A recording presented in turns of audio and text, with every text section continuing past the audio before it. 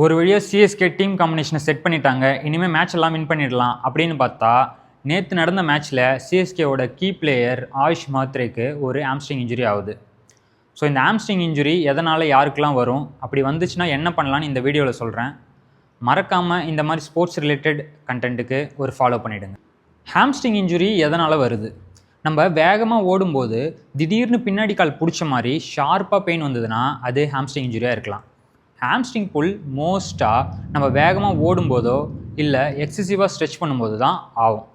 நம்ம ஸ்ப்ரிண்ட் பண்ணும்போது இல்லை டிக்ஸ்லைட் பண்ணும்போது லேட் ஸ்விங் ஃபேஸில் ஹாம்ஸ்ட்ரிங் எக்ஸென்ட்ரிக்காக ஒர்க் பண்ணி நம்மளோட லெக் மூமெண்ட்டை கண்ட்ரோல் பண்ணும்.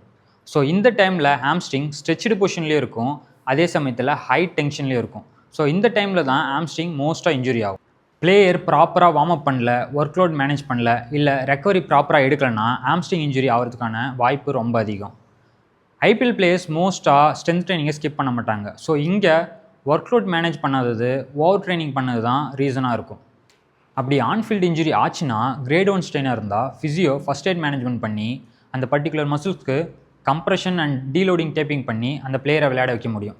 கிரேட் 2க்கு மேலே போச்சுன்னா கண்டிப்பாக ப்ராப்பர் ரிஹேப் பண்ணி ரிட்டர்ன் டு பிளே க்ரைட்டீரியாவை ஃபுல்ஃபில் பண்ணால் தான் நெக்ஸ்ட் மேட்ச் ஆட முடியும்.